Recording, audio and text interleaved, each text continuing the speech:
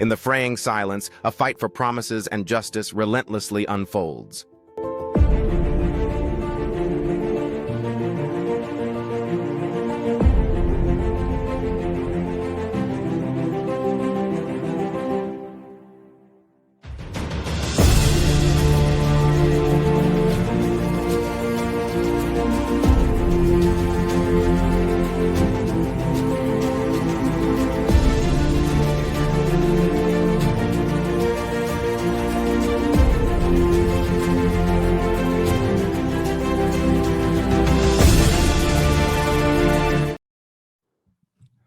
God, isn't that just a majestic intro? That's not our normal intro. I love it. I love it. I love it, though. It just makes me sound so majestic. So this is Rebel Republic.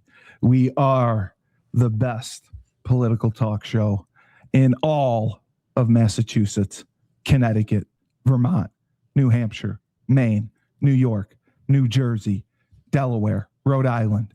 It doesn't matter. You're either with us or you're against us. And with me, as always, the voice of reason himself, Frank Cristiano. You're so dramatic. Well, I have to be. I have to be. You forget to mention it's a conservative talk show, political talk show, not a, you listed probably 8 or 9 blue states right there. Well, that's the point. That's the point. That's the fun of it. That's the fun of it. Yeah. We have a very, very special guest. We have Mr. Shawn VanDiver, just so I say it correctly. VanDiver. Okay, because I'm bad with pronunciations and enunciations. Who is the founder and president of Afghanevac, among other things? And we are so lucky and happy to have him on the show. Thank you, Shawn, for joining us and being part of the Rebel Republic. Damn glad to be here, guys. Thanks so much for inviting me on. So I was doing some research on you. I knew you grew up in California, and you went right into the Navy at age 17. That's right. I grew up in Bakersfield, California, where Kevin McCarthy's from, and was there from ages like 3 to 17. I was a little bit of a troubled youth, so I went to boot camp for bad kids a couple times in San Luis Obispo, and got kicked out both times. So I have a GED and a high school diploma. Went off to the Navy, got my ass kicked a little bit by my fellow sailors, and left with a master's degree, a bachelor's degree, and a whole bunch of certifications in security, homeland security, anti-terrorism, etc. I saw that. A GED and a high school diploma. That's pretty impressive. Could I get a GED still? I don't know. He's landed in a nice sweet spot right now for the education, and not paying $100,000 a year for education. So I think it's true. It's a good launching point right there. That's true. So your Bachelor of Science was in Domestic Security Management, and then you got a Master's of Science in Homeland Security and Safety Engineering. That's right. That sounds complicated. That does not sound easy. It is. So my favorite textbook was the Blaster's Handbook from the Safety Engineering. I thought it was pretty cool. And who he said Kevin McCarthy? Who's that?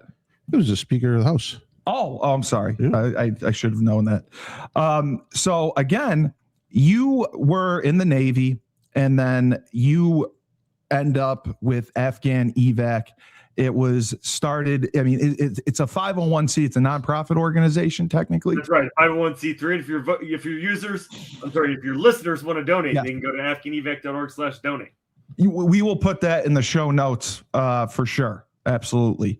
And it's funny because you served over in the Navy, and then you go right back over there, like with no fear. You go over there, you see what's going on, and you want to go and you want to help the people, especially the refugees that contributed to our cause to help us there. I want to be so clear. I didn't serve in Afghanistan. I served off the coast of Iraq. I served off the Horn of Africa.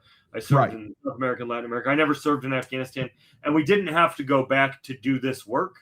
A lot of what we did was mobilizing Americans for welcome to make sure that we followed through on the promises that guys like me and folks that served in Afghanistan made to these people who took life in our name. Yeah. And there were promises made, and promises obviously fell through at some point.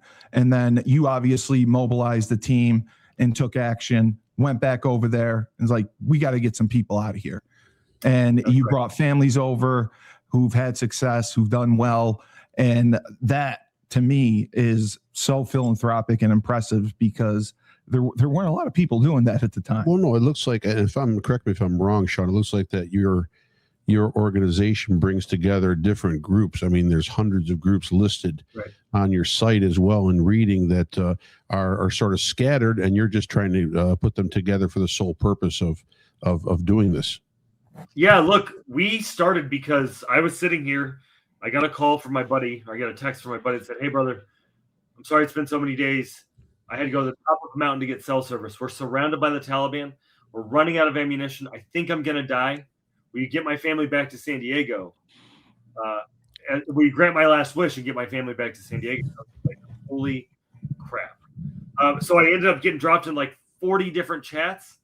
And, you know, I had one guy that I was trying to help, but we were telling his story and we were collecting information on other Afghans. And we had a pledge form up because I didn't want to touch anybody's money. We had a pledge form up to like sort of capture what sort of scale people would be willing to help at. And what I noticed was like we needed everybody talking. So I started a single, 6 a.m. every day, 6 p.m. every day, Pacific time. We got people together. We gave them 45 seconds total to talk, 15 seconds on what happened in the last 12 hours, 15 seconds on what happened in the next 12, what's going to happen in the next 12 hours, and 15 seconds on what they need or what's in their way. And, you know, this started in 2021. And when did you realize that this was not going to be some quick and easy 2-week process, not a sprint? This was going to be a marathon. It was after the last plane left, and we were like, okay, are we going to just pack up and go home? And I pulsed the network, and they were like, hell no. So we landed a meeting with the State Department, and what we found, despite all the nonsense that you would see in the news, what we found was that the staff at the State Department, including Secretary Blinken and Undersecretary John Bass, they wanted to keep this going. DOD, less so. People at DOD, but not necessarily Secretary of Defense. But we knew we had to keep this going. So what we did is we got all of those groups together. We got them rowing in the same direction. You know, people from left, right, and center, every part of the American experience. And we wrote a letter to President Biden and congressional leaders in December of 2021. And we said, this is what right looks like. This is what you need to do to get this right. And I'll be damned if they didn't do it. So it wasn't asking, you were telling. Yeah. I love it. I love it. Yeah. I love it. You were telling him that. So he did not do it. And this is Coach Schuman, by the way. Coach Schuman, this is Shawn. Hello. Oh, he's still trying to get his thing right. Yeah, so they did not obviously listen to you at first. How did you get them to respond? Sure. It took us a little bit, but we got them to respond in short order to a few asks as soon as we wrote that letter. But that letter wasn't written until December, right? There was a good 4 months there. So we had to demonstrate power and demonstrate the broad swath of the American public that cared about this. And there were a lot of things that it took to build over time through 2022 and 2023. But ultimately, we got President Biden to establish what's called enduring welcome. And enduring welcome is our safest, most secure legal immigration pathway in our country's history. Ronald Reagan would have loved it. Conservative folks who care about immigration, legal, safe immigration, they want enduring welcome. It's the most vetted pathway that there's ever been in our history. And that's what you talked about, Frank. Yeah, well, but has that been put on hold right now by the Trump administration because of unfortunately, what we had is we had 5,000 Afghans a month coming out of Kabul on 28 flights. They were going to 3 different locations around the world. They were going to Qatar, the Philippines, 4 different locations. Qatar, the Philippines, Albania, and Germany. Germany was closing down, and the Philippines was picking up, so that's why I said 3. And then after even more vetting, because they were vetted before they ever left Kabul, after even more vetting and more processing, medicals, etc., they would go on to the United States, where they would be resettled into our communities all across the country. And it was working really well. In fact, there's never been a single incident with somebody who came over here through and during welcome. And on January 20th, because of the executive orders, all that got shut off. And we thought at first that it was a mistake, but it ultimately didn't end up being a mistake. We think that the president was deferring to Stephen Miller on this, and he just doesn't want anybody to come here. And it really sucks because these folks are different. These are people who stood by our sailors, soldiers, airmen, Marines, Coast Guardsmen. The Space Force wasn't around. But they stood by our troops. They saved our lives. And the most important thing of all of this is that these are people who somebody with an American flag on their shoulder said, we're going to take care of you.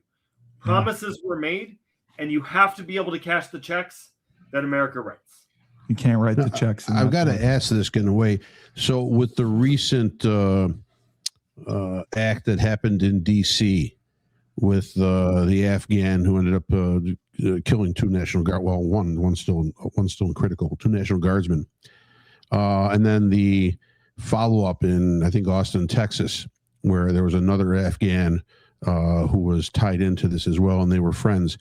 Were those two vetted through your program or through the program you had mentioned, or were those separate incidents? So I'm going to be very clear. Afghanevac doesn't vet anybody. That's a government job. Only the intelligence agencies, Department of Defense, law enforcement can do the vetting. They were vetted. And the truth is that nothing would have been picked for these guys. Nothing would have been picked up. I do want to do a little bit of disabusing narratives that are out there. Sure. I don't know that they were necessarily friends. I think they served on the same base, but not necessarily at the same time. And the guy in Texas I've seen the transcript of the video.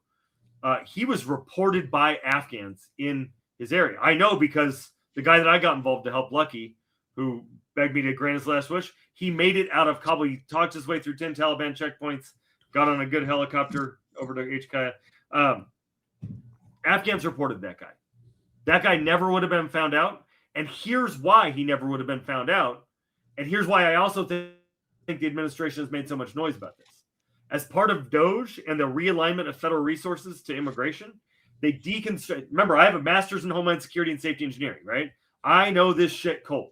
Yes. After 9/11, we established this domestic security apparatus that protected us, right? From countering violent extremism, from threats from overseas that were radicalizing people here, from homegrown terrorists, domestic terrorists who were being radicalized in some way here. People who were having behavioral issues, right? So mental health, and then other targeted violence, right? So people talking about stuff on the internet and indicators that they're going to do something, or indicators that, local indicators that they're going to do something. Here's what happened. The administration defunded all of those programs, cut all those programs, killed them all. Wow. Slashed them. They're dead. They're gone. They don't exist anymore. Same with human trafficking programs, right? Back in my day, I served on the Human Trafficking Task Force here in San Diego, and there were Republicans and Democrats, and everybody cared about that. These guys cut it all. They cut cyber. One person on the Senate, a Republican on the Senate Homeland Security and Government Affairs Committee, said to me that they're really terrified because this administration has wrecked all of the things that are meant to keep us safe, with the exception of anything focused on immigration. And look, the immigration effort. Do you think that it's a warranted national security risk at this point with the recent events like that Frank brought up, and the fact that they actually were vetted, that we don't know who would be safe to bring in or is not safe to be bring in, which would lead me to think that at this point, especially with not just Afghan but other potential issues with other Islamic groups and potential terror cells throughout the United States that have come in through various different reasons, various different groups, that it's an awfully high risk for Americans to be able to take on. Even though I agree with you that, like, the guys that fought, alongside and that obviously served on our side, there's no doubt. I thought the whole pullout and all of that stuff was just crazy, absolute craziness. And I don't, once we're in there, right, which, I don't know that I agree with how we did that from the get-go. but once we were in there, to radically pull out and create the chaos that came from that. I agree with you on that. I think that part is probably a lot of the consequences come out of all of that, right? Which is one of the reasons why, and I think Frank probably agrees in this. Well, I thought it was such craziness to all of a sudden just pull out like that, right? But then obviously now you have the kind of backside of it all, right? So the backside of it all is, though I'm sure there's a lot of people that you deal with, and obviously maybe served alongside you, maybe even saved or protected you at some point. But there's so many guys that we don't know about, right? And I think it's very difficult to figure out which groups of people could have been turned, aren't turned, could be turned if they come into America. So they may not be turned, you know what I'm saying there. In Homeland. They're ostracized. Yeah, you're watching too much Homeland there, Coach. Like, I think it's valid. I think it's valid. I think you have terror cells that are that are throughout the United States, and there are maybe individuals. As scary as a terror cell could be, an individual could be just as scary, right? I mean, an individual can do a lot of different things. So I think that's part of the overall issue. Even though I do agree with you. I mean, like I think that. I mean, when I watched the planes leaving, I thought, geez. Not only were our soldiers left behind and left in bad situations, but some of the people who, like you brought up, who served alongside us, those people are obviously in some bad situations, and it became, for lack of a better word, a gigantic shit show, right? So, like that's what I'd like to, like, what is the solution to all of that? Sure. So I'm really glad you asked that. And I'm going to take it in a few parts, and I'm going to go on for a little bit. But there's a lot here, right? Yeah, sure. Number one. None of the people that we've talked about, the guy that we talked about in Texas, that guy didn't even do anything. He talked shit on the internet, right? Like, that's all he did. And I see more insane shit on the internet, on Twitter. Social media, yeah. But he did it 2 days before this guy. I see Candace Owens say more insane shit just on our podcast. Yeah, but that's exactly right? So this guy is struggling with mental health issues as anybody else would, if their families had been left behind, if they'd been lied to or ignored. And you talked about people getting turned once they're here. The guy that did the shooting didn't get turned, right? That guy broke. We handed him guns at age 15 and said, go kill people in the name of the United States of America. We'll take care of you on the back end. And then we didn't keep our end of the bargain. So he came over here. There was nothing to vet for. He wouldn't have been there. There was nothing to find in his vetting, right? Now, if we're worried about risk once people get here, I'd say, are you aware that in September there were 2 mass shootings 13 hours apart from 2 veterans in 2 different states? When that happened, I'm not saying that there aren't veterans I'm not saying there aren't plenty of homegrown problems. Yeah, but we I'm didn't saying, say are we kick them all adding out, to right? problems that we currently might already have? That we didn't say kick them all out or end veterans benefits. We didn't say, hey, nobody gets a GI Bill. Hey, nobody gets health care after serving in the military. Hey, right, but that wouldn't make sense. That wouldn't make sense. The same way it wouldn't make sense to go back on the promises that we made to all of our wartime allies. They're not American citizens, are they? I mean, they're every bit the veteran that I am, right? They fought our war for us. They're still not American citizens. That's okay. I'm not saying they should go back on it. I agree that those things are wrong. Yeah. But to me, it becomes potentially compounding issues. I know. We brought the way I look at it here, and one guy did a thing. It was an isolated. Here's my issue, and I'm going to sound like an Islamophobe. Fine, whatever I sound like. We're bringing and yes, they fought side by side. They helped us. Maybe we got to bring them over, but we have to put them somewhere. But and besides vetting, I have no idea. But the religion, a lot. We place America first if we're a citizen. God in America, God in the countries, they're somewhere in there in between. Anyone with Islam ties places the religion first. That's how the guy in Washington got radicalized. He got radicalized through online or whatever, and maybe he was a cell, and somebody picked up the phone and said, "Go do the job," whatever it is. But the religion radicalizes people from that part of the world. In this country, it's not. I'm a Guinea. And when they took down the Columbus statue, I didn't strap a bomb to myself and go run into a building and blow it up. And that's my feeling. I know I'm simplifying this in a way, but my feeling is we're bringing over people that can be easily radicalized over time, even if they did serve with us. I mean, I don't know how many interpreters or assistants turned on American military at some point or another. I'm sure there's some. Just like we said, there's some veterans that do shootings in this country, but to bring them over here, and I want them over here, but I don't know how do we contain and vet them to make sure we're not bringing in someone that's going to radicalize over time. And I guess that's an impossible answer. It's not going to be perfect. It's an impossible answer. Yeah, you can let your dog in. Yeah, fucking dog. I wanted to ask Shawn. There's Wait, real quick. Can I answer something? Yeah, absolutely, please. All right, so. A moment ago, there was a question of what was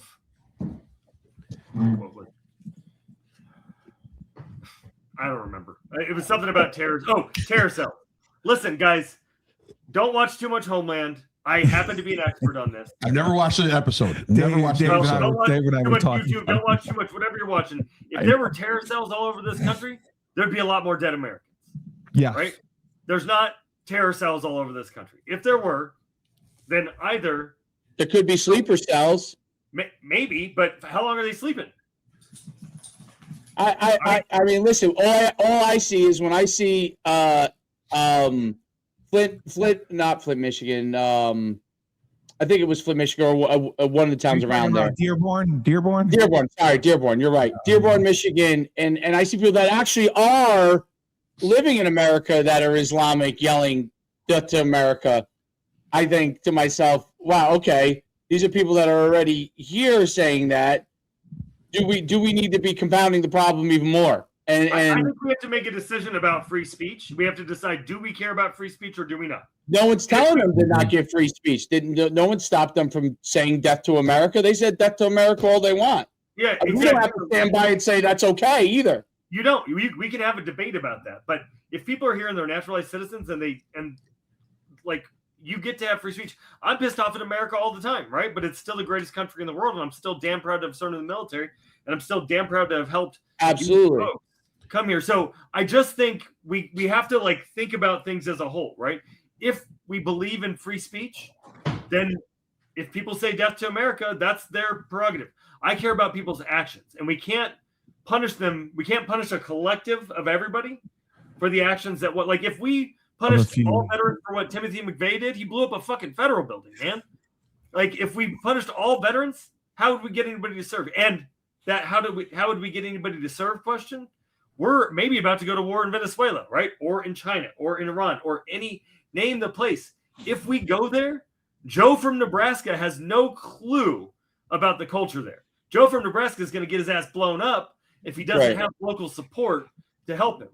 And right now, everybody in the world knows what the United States government has done to Afghans. And so earlier you asked me, so what's the answer here? What I think the answer here is not slow it down more. We've seen what happens when we slow it down more. All these backlogs happen. People fall into homelessness. People fall into great mental health challenges. What we need to do is make it better, smarter, and faster.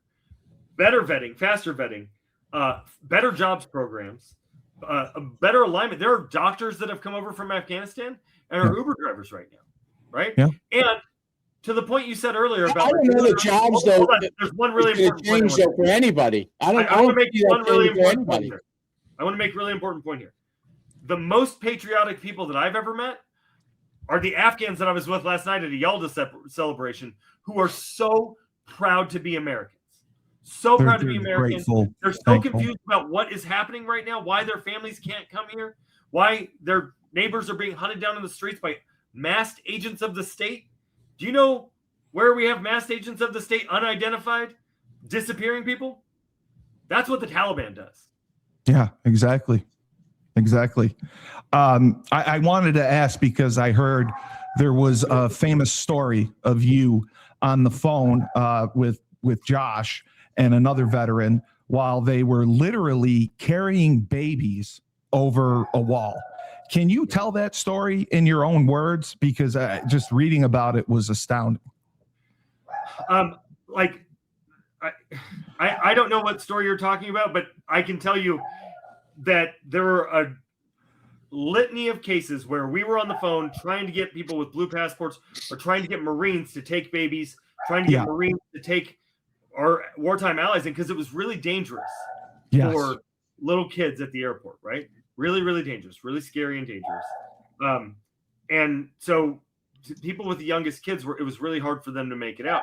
And here's what happened is our government told people that if a baby got there or if they got on a plane, like as people were getting on the planes, as our government was rushing people onto the planes, they would tell them, hey, it's okay. We're going to reunite you with your family as soon as you get over there.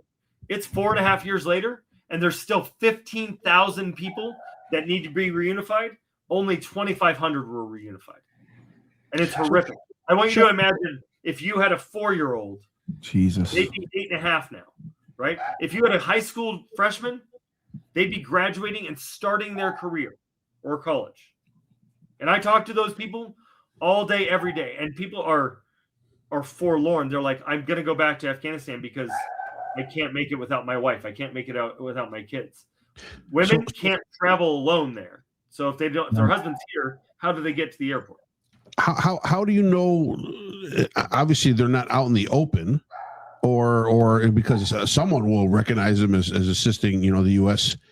in that conflict. So, how do they operate? Where do they live or move? Are they constantly on the move? Yeah, look, it's different for everybody, right? Some people have, luckily, like family that is low key. People are moving around a lot in Kabul and the other major cities, but it's really scary, and they're getting, knocks on their door. And we had this inherent protection as Enduring Welcome was going on, and that's gone away, right? And we had this inherent protection in Pakistan as we were moving people through there, and that's gone away. And the Trump administration didn't talk to anybody in Pakistan. They've trapped. I want you to hear this. There are 3,000 individual family members of active duty U.S. military service members, moms and dads, brothers and sisters. A U.S. military family member, a mother of a service member, had her throat slit about a year ago today because we didn't move fast enough on this. And that's on Joe Biden, but Joe Biden was at least moving some people, and they were getting it was going. This was American citizen that was stranded there? No, this is an American citizen who is serving in our military. Right. Their mom, their dad, their brother, their sister. Who are Afghani? I mean, who are of American? Are they American citizens, or are they?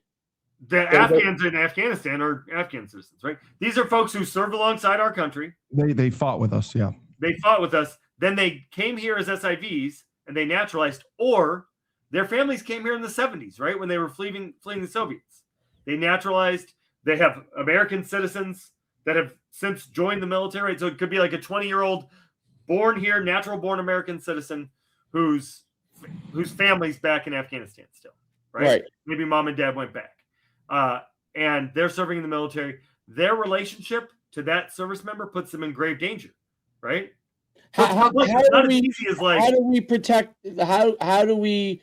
So those people that are over there, is there a program to protect those people? Because you're not going to be able to bring in everybody whose family member still over in another country. No. That's an impossibility. Not over in another country. This is very specific. The United States was at war there, fighting the Taliban. No, I get it. I mean, there's only 3,000, right? 3,000 would fit in Utica. Like, there's not 3,000. But Utica wouldn't want them at Utica. I mean, I'm just saying, you could fit 30,000. Probably could fit 30,000. There's nobody here. There's no one here. We do have a big refugee center here, by the way. A lot of different nationalities are here coming from overseas. Right. Look, and think, like, America was built on this, right? Ronald Reagan, when he described the shining city on the hill, you know what he said about it in his farewell speech?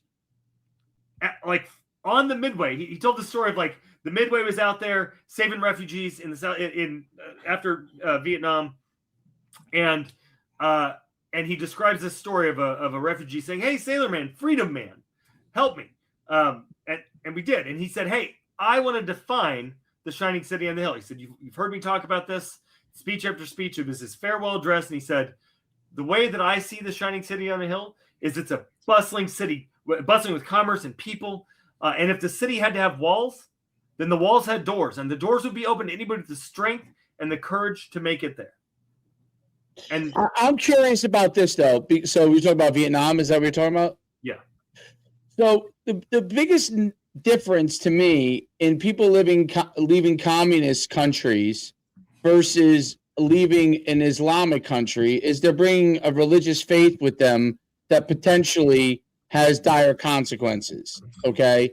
Whereas the overwhelming majority of people that are coming from Cuba, that have come over from Vietnam, those people are escaping, looking to be part of the United States as it is. It is not always the case with Islamic groups that are brought over. That is part of the overall issue that we have. We have a battle culturally and religiously within the United States, where one group is trying to, if they can, move other groups out of their areas. And I'm talking within certain cities and stuff. So that's a true reality that is going on in the United States and through large parts of Europe. And so though there are many great people that are of Islamic faith, okay, and I know a lot of great people, and so does Frank, okay, you have an overall issue with trying to figure these things out. It is not a slam dunk situation. Well, it's not you know perfect. what I mean? And I get your point on these guys that have served along that become naturalized citizens. It's horrible for them and their families. I get it. That's why I asked. Is there a way that we could serve programming for people that are still in that country to be able to protect them, much like what we have for people that are in witness protection programs and stuff like that, right? To me would be the SIV program and the refugee program are that program, right? Okay. So then the next step is to bringing them over to the United States, though, is not necessarily the answer. But that was the promise that we made to them. We made to them. We said they could come. There was a check we wrote. And that's the promise we made to them on our I way out. think it's terrible because we made that promise and then we pulled out of the country. But when Biden did that changed the whole nature of everything. And I'm a conservative, and so I was completely against the way that we pulled out of there, the way that we just kind of just completely ripped the Band-Aid off immediately. I thought that was a bad way of doing things. My biggest point on all of this is I think we should be helping those people. I don't know that a program to bring them over at this time is the best served in America for Americans. That's my biggest thing. So, I'm not saying that there isn't a point where it is, and I don't know, I don't think I have the solution as far as how to best do it, but I do not think the best solution is just to take a whole swath load of people and put them into a city. And do you think we should kick Christian nationalists out too? They're American citizens? Yeah, and there's non-American. Well, they're American citizens. They're already American citizens. I'm not proposing kicking any American citizens out, no matter who they are. Okay, so if they commit a crime, they go to jail. Well, I'm just saying, if you're making a crime, they go to jail. That's what they do. If they commit murder and the place has death penalty, they go on death penalty. That's what we would do to anybody, right? The religion notwithstanding. So absolutely. Why should we bring over people from another country that are not American citizens? Because we promised them that We if they promised them, Dave. People promise a lot of things. People promise a lot of things, and it sucks that not all promises get served. Yeah, But but they if the fought- United they States fought of for America us. makes a promise, that's got to be followed through. They fought right beside us. They fought I for think us. it depends on the situation in this case. And I think that the I think climate so. in America has changed radically. And I think it's changed radically. And I think it sucks from that standpoint for those people. I do. And I think that something should be done for them in their country. But until we have something here that can protect the American citizens here, I do not think that we did. The Trump administration killed all that. No, I'm saying until we can protect the American citizens that are currently here, if we bring in a foreign person, Yeah, but you're making things that don't make sense. Like bringing it in makes Afghan perfect sense. citizens It's to clear as American I'm saying it as clear as crystal day. If they're a current American citizen, they are protected by American laws, rules, and values. And if they commit a crime, then they have punishment according to that. Oh, would you feel the same way if the shooting didn't You happen? don't think you should punish Muslims or Foreign people unless we know that the process is going to be able to get us where we need to. If we the bring- shooting We haven't didn't had a happen. single issue with the vetting. There's been no problems with the vetting. That's what I'm Not a saying. single vetting. you just said that we vetted we had a person that was vetted that committed a crime in Washington. You said was Washington D.C. Are you under the impression that the vetting is meant to detect future crimes? It's an isolated I incident. think it's trying to protect potentially future crimes. Yeah, I mean, I lived across the river from 9/11. I still remember it. I have family members in 9/11. I have 100 people that worked on the 105th floor at Kenner Fitzgerald that died in 9/11. Damn right, I remember that. You fought in it. You fought in it. You were put in those terrible situations. I mean, yeah, that's I believe that. Have anything to do with 9/11? I didn't say they did. I said the people of Islamic faith that were not American citizens had something to do with 9/11. Is that not a fact? So, do you think Christian nationalists or Muslims have killed more Americans? I don't know who's done what. I'm saying that if it doesn't matter what it is, if they're an American citizen, they get dealt with in American laws. Yeah, but why would we bring over somebody from another country that we don't know if they can commit a crime on our soil? Well, it's got to be Christian. It's got to be Christian nationalists. I mean, because we've been here forever. It doesn't matter one way or the other. If they're American citizen, they commit a crime and they're terrorists. They're treated accordingly. Yeah, but Coach, they're treated accordingly. Coach, American laws apply to everybody that are here. In America. Yes. And they're here legally too. They're here legally. They're already here legally. It's hard to do anything about someone that's already here legally. I'm talking about people that we're bringing over. Stripping status from people. What's that? The administration is stripping legal status from people, and then they're saying these illegal. So they're naturalized. That people that are actually citizens. They're stripping American citizens. That doesn't matter at all. So what are they stripping? I'm just curious. They're stripping green card status, or they're trying to strip green card status. Says the government has the right to take a green card status. I'm not saying it's right or wrong. I'm saying they have the right to do it. Okay, what else are they stripping? They're stripping parole status. They're stripping the temporary status that people are on while their immigration paperwork is going through the system. They're stripping asylum status from people, and they're trying to. I'm not saying it's right or wrong. I don't know who those individuals are, but the American government has a right to do that. No, they don't. They absolutely do. They're not American citizens. Absolutely. They were American citizens. No, they're not. He's not talking. He's talking about green card temporary status. Absolutely no. Not. Coach, if your governor or the president of the United States went to you and said, "Hey, we're going to go and do this for your daughter or your son. We're committed to it," and then the next day it came in and said, "Sorry, that's pulled. You don't get to do it." They told me that they're not going to increase my taxes. They do that every single 4 years. They increase my taxes. They tell me that gas prices aren't going to go up. They go up. They tell me that they might tell us that carbon emissions are going to go down. They go up. I mean, people. People tell lies all the time about things that and maybe not intentionally. I mean, maybe they don't intentionally. I don't know if they do or they don't.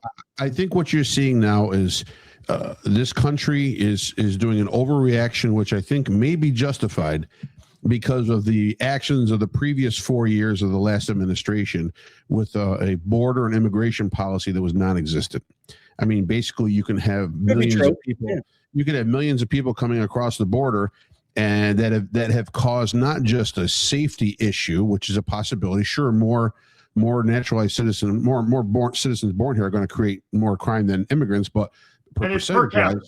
Per capita, right? Per capita. Commit more crime per capita as a percentage of the population. Correct, but I'm just thinking now. I think it's an overreaction, justified or not, by the government of, and it's not just crime we're talking about. We're talking about a stress on the economic structure of this country as well.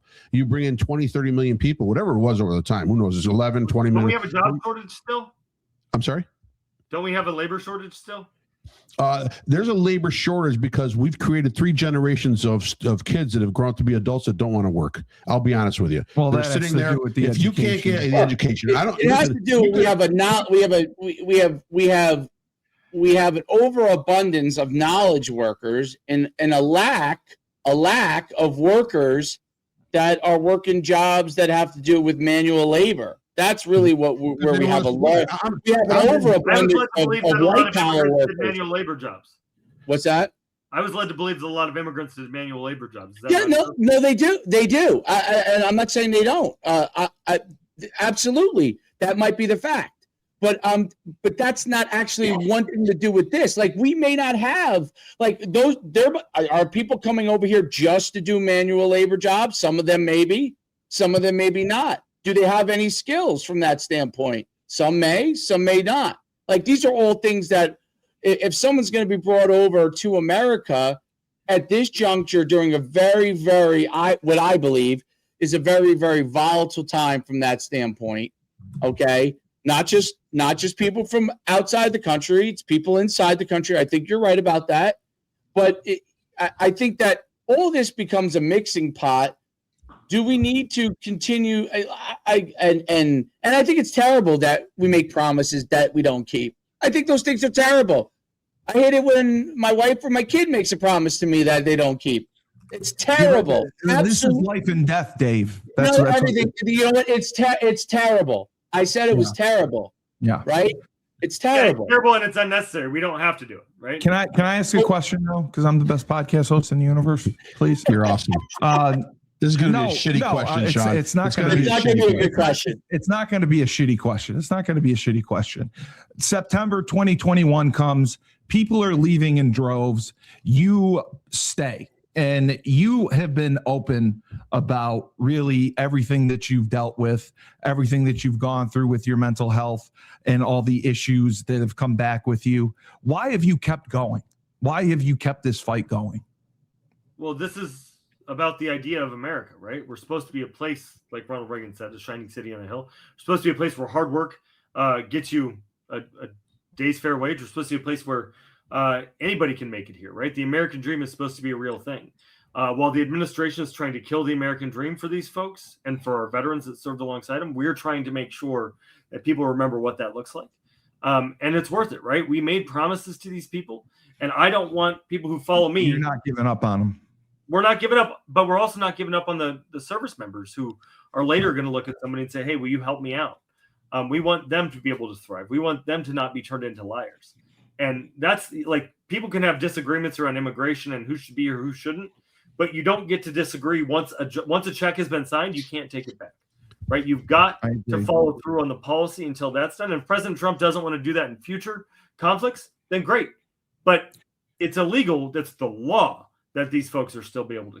If you had like a magic wand of the process that would be best for them and best for America at the same time, to make sure everybody, like, you know, on both sides, you know, it's not just vetted, but we know, okay, that something isn't going to arise later on, that, you know, maybe you like, hey, listen, they may love you, right, because you've done great things for them, but and the people that you're working with, but, you know, could harbor some ill will. They come over here, they don't get a job, right? Now all of a sudden something now that goodwill could go away very fast. I mean, life takes over, right? And Coach, 200,000 of these folks came here. If you had a magic wand of like the steps that you would take, you know what I mean, to serve both sides, to help it. Sure, like, what would you do? Like, you now are in charge of all of this in America, right? And how would you have this handled? Sure. So it would be a rapid. You know how you get an I-9 when you go work somewhere? You fill out a bunch of paperwork, so DHS knows that you're a citizen. Some version of that. filled out for anybody creating a relationship with the United States who is being made this guarantee, and continuous vetting throughout their service to us, so that when a risk moment happens, somebody from the Taliban knocks on their door and says, "I'm going to kill you," they can hit the button to go. They can have been totally vetted they would get rapid accession to the United States and rapid green card, which is what happens for SIVs now. And then they would have the same resettlement benefits they were able to get when they got here, and rapid adjustment of status to American citizen, just the normal. What kind of support would they need in America? Like, what kind of support would they need in America, though? Like, so they come in America. What kind of support would they need? Yeah, there's tons of resources that people get. Yeah. People have been, the 200,000 of these folks came here, and you haven't heard about. There was one guy out of 200,000. If you put 200,000 Marines in a room, you would have all sorts of crimes happen. I'm sure. Yeah. So look, man, like the boogeyman that you're talking about here doesn't exist for these. It was an isolated incident because the system works really well. Now, it would be better if it was rapid, right? These folks have to wait 5-10 years. That's insane. There's people that have been waiting here for 4.5 years to get permanent or durable status here. That's insane. That's unfair. And we would never do that to people, right? We should never do that to people. So if we can make the system better, then everybody thrives. And look, the truth is about immigrants and refugees is from 2005 to 2019, refugees and asylees generated a net fiscal benefit of $123.8 billion. And that was an HHS study done under the last Trump administration. Wow. Of that net $123.8 billion net benefit, meaning they paid more in taxes and revenue than they cost in government expenditures over that 15-year period. Of that benefit, $31.5 billion came in net gain for the federal government, payroll, income, excise taxes. $92.3 billion benefited state and local governments all over this country, right? They contributed $581 billion in total tax revenue. Well, the government. That's all obviously before the Somali $1 billion. You got to deduct $9 billion. You got to deduct $9 billion off of that. $9 billion off of that from the Somali. I know $9 billion from that. It's still over $100 billion benefit, right? Like, and people don't. Like they're gonna have to make up for the Somali the deficit here. That's because we can afford it. Right?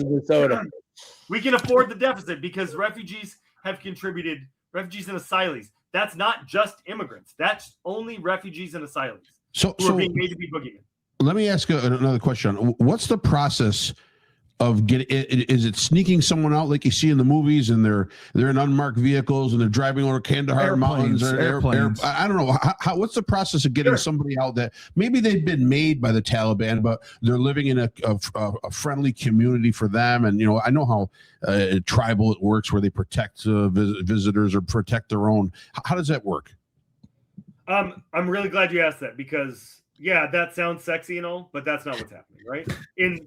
During the fall of Kabul, there was a lot of moving people around like that, but still, and what we were cautioning everybody around was immigration law is, especially in the United States, is really strict, right? There's no fuckery that can occur and people still be able to come here. So what we were saying is, don't send somebody someplace without a follow-on plan, without a durable solution for them to come here. So what was happening for 4 years was they would undergo all this vetting. If you go to Afghanevac.org/relocation, you can see the process. It's all this vetting, all these applications. Identity is matched to jobs, to match to recommendation letters, match. The vetting is through CIA, DIA, DHS, DOD, all the Interpol, all the international folks, state and local, all that. And in Afghanistan, don't believe the bullshit that you hear. We have so much information on them that it takes longer to vet them. It's not that we don't have information on them. Yes, the Taliban's not giving us information. Who gives a shit? I don't want the Taliban's information. No. So they would go through all that. They'd get medical screening. They'd get their vaccinations. I know some people don't like vaccinations, but you had to get them to come here. You'd get your biometrics pulled, your fingerprints, all of that. Then you would get on a plane. You'd go right through Taliban security. The Taliban didn't really understand that we had bought out all the flights, the seats on commercial aircraft, and they would fly to one of those 3 locations. When they got there, they'd go into a secure facility. They'd get all of that vetting done again, biometrics on arrival, all of this stuff, more medical, more immigration screening, and they would arrive here in a durable status. All the people that are getting messed with now, this is the fucked up part. The people that are being messed with now are people that the United States government brought here during the withdrawal because they're still here under temporary status. So I don't know, Coach, do you think it's cool for us to bring people here and then kick them out to certain death? Yeah, Like, I mean, I think it's all bad. I don't think any of that's. I don't think any of it is a good situation. I don't think any of it's a good situation. What's that? A what? Have you ever heard you broke it, you bought it? Sean, let me ask you this: what is one thing Americans still really don't understand or don't comprehend about our Afghan allies that you could pinpoint? For 20 years, they served alongside us. They served alongside every, Tom, Dick, and Harry, John, Joe. Think about the people that serve in the military. That's how they were indoctrinated into an American culture, right? Yeah. Think about the corn-fed white boys from Iowa and Nebraska that were going down range, and Abdul was helping them out and learning about the American dream from those guys. I get calls every day from folks all across this country who have who it's hard for them, right? It's hard for them to square the fact that Abdul's still back there when he told him, "Hey man, work with us for a couple of years. You're coming.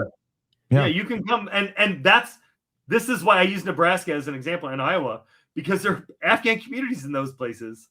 Like in a sea of white guys, there's like this broad, big Afghan community, and they're not trying to take over cities or anything like that. They're right. They've been inculcated into American culture, right? Right. Because we were in Afghanistan for 20 years. And then when that changed and we didn't keep up our end of the bargain, which was build democracy, a lasting democracy there, it became incumbent on us to follow through on our promises. And we said we would. We told them over and over again. And a lot of the people that are complaining right now, Marsha Blackburn, John Cornyn from the South, were the people calling me and saying, "Hey, we helped get my guy out. Hey, we need to make this happen." They were holding the Biden administration accountable, right? They wanted to have hearing after hearing after hearing about Afghanistan until the guy behind Resolute changed, and now all of a sudden we want to forget about Afghanistan. Mark Wayne Mullen. What are we doing? Right. And that's my biggest problem with American politics is that, and I think a lot of veterans' biggest problem, is that we forget that honor means something. Honor, courage, and commitment were the core values. And integrity. Yep. And look, that's you ain't getting that from politics. I can tell you that. Yeah, but we have to be better than that, right? We have to demand it. And people like Stephen Miller. I think it's been so corrupted as a whole that it's. Well, let's talk about the Epstein files. Yeah, I mean there's a lot of things you could probably bring up. I mean it's corrupted as a whole. And that's a whole. Everyone has another episode, a rabbit hole that we could go down.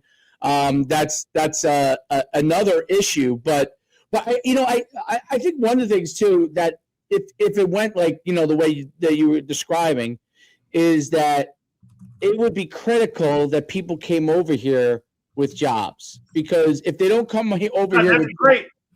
Yeah. Well, I'm saying I think that would be to me. That to me would be the one way that I would say would be, because then you wouldn't have to worry about somebody. Well, Coach, that's what the resettlement agencies are for. That's what they do. They help find people jobs. Yeah, I know, but all these people get left behind, like they get over here. People get over here. But we don't have a joblessness crisis for these folks. All these folks have jobs. Yeah. There's no crisis there. DHS now, though, is trying to take away employment authorization so that they do create a joblessness crisis, right? So, that's the thing that we're seeing happen from the government side is they're trying to pull things that allow people to do thrive, not even to thrive, to just survive.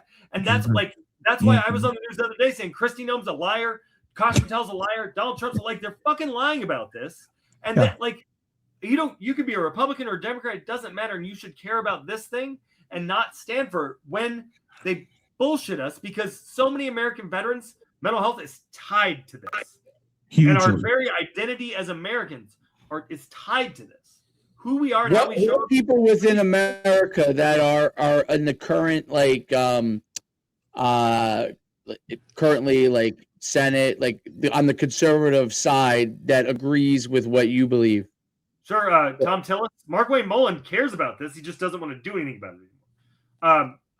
Joni Ernst, Mike Rowley from South Dakota. I mean, we've seen Lindsey Graham. Lindsey Graham shook my hand, told me he would do anything he can do for Afghans. I don't know if Lindsey Graham's some liberal, he's lying. He's lying. I'm conservative. I don't trust Lindsey Graham as far as I can throw him. Lindsey Graham's a great guy. Nah, he's full of shit. Shawn, 4 years in, I mean, you've been doing this. Are you optimistic or pessimistic really about the future, the remaining cases going forward? Because it's been a long 4 years. So politicians never do anything on their own, right? No, we need every single one of your listeners to call their member of Congress and call their friends in the Senate and the House and say, hey, I'm a conservative. This matters to me. Go care about this. I want to see a discharge petition for this, right? Like we've got Michael McCall, who's a staunch conservative from Texas. Mike Lawler from New York. He's a New York Republican. We got Fitzpatrick from Pennsylvania. We've got all these people that care deeply about this issue. I'd love to see a discharge petition in the House for something that matters, right? Like we got the Epstein files, but they're all redacted. And people are trying to play fucking games with that. So what if we did it about this thing that really matters? And what if we saw more than half the Republicans come out in support of this, right? And that's the thing, is they're taking a big risk because Stephen Miller has a lot of power. Donald Trump, here and up until that shooting, Donald Trump was pretty good on Afghans. In fact, every day of the RNC, it came up. It came up during every debate. The withdrawal came up during every debate. He brought the families of our final 13 fallen down to Mar-a-Lago, spent 6 hours with them. And that's extraordinary. Wow. But that is, you brought up a good point. That is part of what's going to be cold about it for a while, is the fact that when you have an incident like what happens in Washington, D.C., there's going to be like a time lag again that gets stacked on because you're going to have public backlash, right? It's not public backlash. It's backlash from the government. Well, it depends on who you talk to. There might be, depends on what side you talk to for public backlash. I would say. Listen, what my observation has been, and I go spend a lot of time in a lot of conservative places, is Joe Wilson. Joe Wilson is the guy that yelled, "You lie" at Obama. Would you think that he's a liberal bastion, a liberal lion? Probably not, right? He's as mad as they come. And you can go look at our social media. He stood there with me last week and said, this is an isolated incident. We cannot use this one incident to cause harm to all these people because people recognize PTSD. They know what it looks like when a veteran of our war breaks. And that's what happened. This guy was otherwise a hero. Right. What happened isn't an Afghan man went and killed a service member. Right. It's somebody who fought our wars, killed somebody who was ready to fight our wars. And that's fucked up. Yeah, there's a bigger overall issue. Is that we fund the front end of the wars, the bombs and the missiles, and we don't fund the back end and take care of it. I agree with that. Squeeze balls all the time. Get the fuck out of here. I don't need that. I need mental health support. I need jobs and housing. Absolutely. That's a good point. I definitely 100% agree with that. I mean, I think that's the biggest part of the overall issue is that there isn't enough mental health support for veterans, for people that have fought wars, people that have fought on our side, to be able to help them get through the things that were obviously that's a bare minimum traumatic events that happen to people and never going to leave them. I mean, did you know he asked for help like a few weeks before that, and the CIA ignored him? Oh no, I don't doubt any of the things that you're saying. I don't doubt any of that at all. So what we need to do is especially conservatives, because Democrats don't matter, right? We need conservatives to stand up and say, we need you there for us on this issue. We know that people are all over this. We know that the World Relief, which is the big Christian resettlement agency, they've been incredible. There's a group called, there's a bunch of women's groups out there, Mormon women, Christian women all over this country, women of faith. What we're seeing is faith leaders from the Catholic Church, the Christian churches, the Episcopalian, Lutherans, et cetera, et cetera, et cetera. They all care about this. Jewish folks care about this. Everybody of faith cares about this. And it sounds like listen, you're to be commended as far as how you're fighting. I mean, it seems like, well, it's passion, it's enthusiasm. Yes. It seems like there has to be to me, I'm just viewing this out from the outside, right? Looking in, listening to what you're saying, but it becomes a situation where the educational process of helping people to understand why they should care more about it is a difficult one that has to be presented like you are doing over and over again and on a larger scale. I think that is a definite stumbling block. You know what I mean? Because it's not, it's not on the turning point agenda, right? You know what I mean? When they're going from city to city. So like, but grown-ups can disagree, right? Like we need people of faith and conservatives to show up and say to Turning Point, say to President Trump, hey, this issue is one with which we disagree with you on. Yeah. We've got to get this right. If you care about veterans, and we hear that people care about veterans. We say it. Unless you're going to show me that you care by taking care of our friends that saved our lives. So what I would ask you, if you got a 15-minute meeting with Donald Trump tomorrow, what would you say in those 15 minutes? Well, I would commend him for negotiating the end to the war. And I would say it's really important that we follow through on all of these promises that were made, right? He is letting Stephen Miller squander his relationship with veterans, and I know he values his relationship with veterans. A lot of the people that are around him, Tim Kennedy was spending a lot of time at the White House. He was front and center in all this, right? Zach Nunn, a congressman from Iowa, is a member of our coalition. He's a Republican with President Trump's endorsement. People that President Trump care about. Lara Logan cares deeply about this. Stephen Miller is never going to be sold on anything immigration. So if something's going to be different, we need President Trump to lead on it. And if he did that, he would have the loyalty of all of these Afghans, and people all over the world would believe that America's word means something. Yeah. Who is in conflict in this? Like, so like you said, you mentioned, I think you mentioned Kash Patel, right? People around Trump. And like, where does like a guy like Dan Bongino stand on something like this? What, like, I'm just curious. I have no idea. I know Laura Loomer does not like Muslims, so she attacked us, which whatever. And because we support Afghans, but I mean that's always going to be. I think that's going to be a stumbling block here and there, but it's and I think it's going to be it's a stumbling block because of the climate more so than about those individuals and obviously what their families serving America. I think the climate is an issue, and whether it's a level of misinformation or not. The climate is the climate, right? Like, well, 90% of the American public supports Afghans, right? How much? 90% of the American public. The polling we had from last year showed 90%. I don't even know whether I should or until you brought this up to me. Honestly, I didn't even know that it was like, you know what I'm saying? Until this came to the forefront for us, I didn't even know this was an issue one way or the other, right? So I obviously know about them America pulling out and how quick that was, and obviously all of that.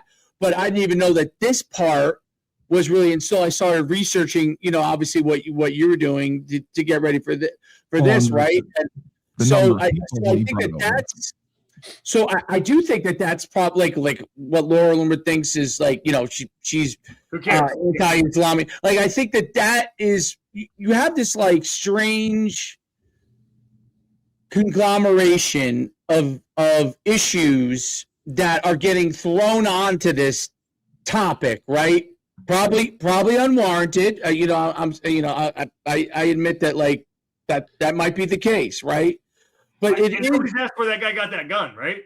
Like, I think there's so many things. I mean, in the last 6 months, there's been a lot of things that may have gone on that would slam any one one of these things. Just like the Brown shooting over the weekend. I mean, any kind of thing related to some of the things going on because of whether you have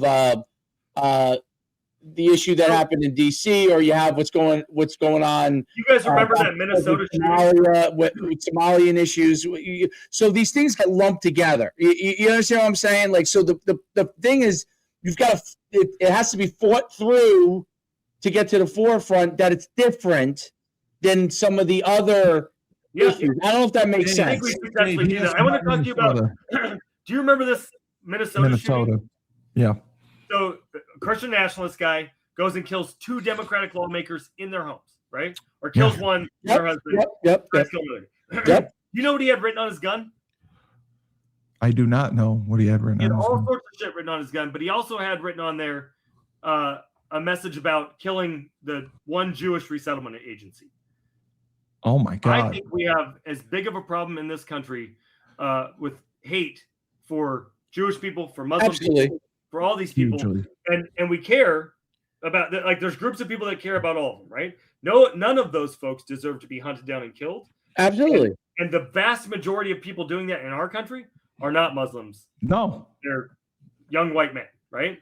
Well, we're not like looking at their identity as a reason to mess with them. There's no doubt what you're saying is true, but the issue again, I think, is the biggest thing is going to be separating out this particular thing, and like I think the way that you highlighted it is really good, but it has to be separated out, because what happens is when these things get thrown onto the table. So I'll use this example. There's obviously a huge Somali population in Minnesota, right? And they want more Somali refugees from their civil war that's going on to be brought over, right? And they happen to be obviously of Islamic faith, right? And so you start to get certain things that start to get muddled together. I'm not saying it's correct, it's wrong, okay? But that's the thing that has to be able to, just like you're 100% right. Like when there's people that are anti-Semitic, we need to call that out. When people are overtly racist, that has to be called out. When there's somebody treating an Islamic person that is doing absolutely nothing wrong, there's an issue with that, right? But there's also, we have to be able to figure out, how do we go from that to being able to decipher individually? Because I don't think that we have an ability. We should, but I don't think we do have the ability within the government to figure these things out, or maybe we have a competency issue. We might have a competency issue. So one thing, I want to congratulate you on being a founding father. Freedom of religion was one of our founding principles, right? We wanted people to be able to come here and worship however they wanted to. Right? Correct. So whether you're Jewish or Muslim or Christian or Hindu or Buddhist or whatever, right, you should be able to worship in whatever way you want. And if you guys want to sort of gather together and live in the same areas, by all means. I've been to the North End in Boston. There's a lot of Italians there. Look, and there's a lot of Irish folks in Boston, right? Like, people want to live where they want to live. Earlier in the broadcast, we talked about the various programs that were decimated by the administration. One that I didn't talk about was these this funding for community groups, which allowed them to create sensing mechanisms to take care of their own and to flag. You've heard of see something, say something, to flag if there's a problem. But if all those problems go away, you start seeing these things pop up. And what the administration is saying, oh, look at these big problems that they created, because we had a handle. It could have been stopped. And that's the thing, that as an expert in this, as a scholar in Homeland Security, somebody who's written about these programs for 2 decades, it's infuriating to me, because there are problems that our country faces. Who should we fire? We're creating our own problem, creating problems for ourselves. Sean, who should we fire? Who should we be putting in? Who should be fired and who should be put in? All right, Stephen Miller should be fired, no question. Put me in. I'll go be his Homeland Security advisor. I got this. I'm more of an expert than that guy is. Stephen Miller, he's my favorite. I got a picture of him next to Joseph Mengele by my bed. I mean, come on. You guys see that Vanity Fair spread? What happened there? No, that's crazy. That's absolutely crazy. Shawn, I wanted to ask you, I know this is probably a tough question, but what would you say your proudest rescue story, if you had to go back and say? One that you could pinpoint. We try not to get too specific about a lot of the different folks, but there's stories where, I'll tell you one. Our coalition is very broad, right? One day, somebody came to us and said, hey, there's this woman who's facing domestic violence. She's the principal applicant. She wants to get out of there. Her husband keeps beating her and is maybe flirting with the Taliban. How do we take care of this lady? And the Biden State Department worked together very quickly to get her safe passage to Pakistan and very swiftly through the process. And now she's here and she's thriving with her kids. And that guy's still stuck back there. Right. I have to tell you that I want to make a really clear point here. I know that there are people who have a lot to say about Joe Biden or a lot to say about Donald Trump, but the government employees that worked on this in Biden and Trump were so extraordinary. The CARE team, the Coordinator for Afghan Relocation Efforts, the folks at DHS, at USCIS, at the State Department, at DOD, they were extraordinary people breaking themselves to make sure that we followed through on our promise. And they're broken now. They're devastated with what has happened because laws are being broken. There was a law passed that said there had to be a coordinator for Afghan relocation efforts. The administration's just ignored it. They've shut down these programs. Right. And people have dedicated their entire lives. Its marriages have been lost. I lost 3 jobs and a marriage because of this. And I don't regret a single bit of it. Oh my God. I've been doing this as a volunteer for 4.5 years. Right now we're trying to raise money so that we can turn this into a paid gig, not just for me, but for a staff of people that have been working on this. Right. And to see all of our hard work, we built the safest, most secure legal immigration pathway. And we did it because we thought that President Trump was going to get reelected. We built the safest, most secure legal immigration pathway that we hoped was good enough because it was the best. And what the truth was is that Stephen Miller just didn't want Afghans here. So can I ask, when President Trump was first in office and then when Biden came in office, I mean, was there a distinct change when that happened? And then when Trump came back into office, remember COVID hit in the last year of President Trump's. Correct. Right.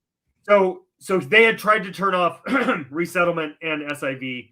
They were sued. The court said you have to keep it on. Congress said over and over you have to keep it on. So they were doing it. It was slow, but there were no visa interviews happening in the last year of his presidency. And then the resettlement system is funded per person that is resettled here. So, and they set the cap early in the year. So all of that had withered and died because President Trump had killed it, right? So they had to rebuild all of that. Like, that's why it was so fucked up and why it took so long is that everything had been decimated, but we rebuilt it smarter, faster, and better. And leveraging AI, leveraging tools, intelligence tools that made it the strongest and safest and most secure. And we had hoped that it wouldn't face the same fate, but on day one it got killed. And now I know a guy named Barack whose son had his privates blown off at that Abbey Gate. Yeah. Oh, that kid is still stuck back there. I read about that. Barack is here, devastated. He called me walking into the White House one day, and I told him, and they were getting all the things done to get this little boy who's grievously injured here to his dad. The 3,000 family of active duty U.S. military, 200 of which are trapped on a U.S. basing cutter that we brought in there, they're fucked, and nobody cares in government. So what we need is Congress to step up. We need the American people to step up. And even if we have to wait these guys out, whoever's next, we got to make sure that they understand how important this is to our veterans and to everyday Americans. And Dave, I think the biggest thing is the Afghans that are coming over. It's not about the Muslim faith. They're Americans. I mean, they've been working with the American military. I think they're not Americans yet. I think it's they're different. Not Americans. Yeah, but I mean, they're different than typical Muslims. To America as refugees. Right. But they're not all coming as refugees, right? They're coming as special immigrant visa holders. They're coming a variety of different pathways. Right. But they're different than typical Muslims. They've done more for our country than most Americans I know, right? That's what I'm saying. Put their lives on the line. And I know a lot of guys, including Stephen Miller, who never served in the military. I know a lot of folks who talk a lot of shit. And I would trust these Afghans far more than I would trust a lot of the folks running around making a bunch of noise about America first, right? Like, don't tell me America first when you're, I got a lot of thoughts about that. I have eyeballs. No, wasn't you have common sense. Wasn't Stephen Miller a cook on one of the ships you were deployed on in West Africa? He wishes. No, that's great. Stephen Miller, he's getting you going after your job. It's coming up. So, Shawn, Afghanevac, are you still obviously taking volunteers? Can people volunteer to go over? What we would rather people do is not volunteer for us. Okay. Volunteer for your local resettlement agency. Volunteer with the Afghans in your local community. Volunteer. We are taking volunteers for Battle Buddies. And Coach, I'm going to see you at the next Battle Buddies thing. This is what we're going to do. Battle Buddies is veterans, frontline civilians, and people who are involved in the evacuation signing up to stand with our Afghan allies in immigration court, saying, hey, these guys are with us.